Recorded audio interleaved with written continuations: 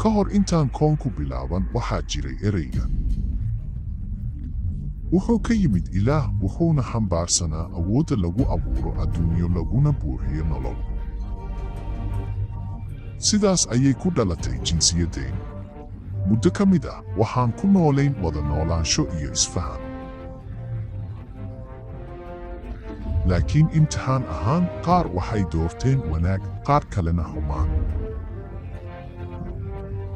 Sidaas ayaana dagaalku ku bilowday.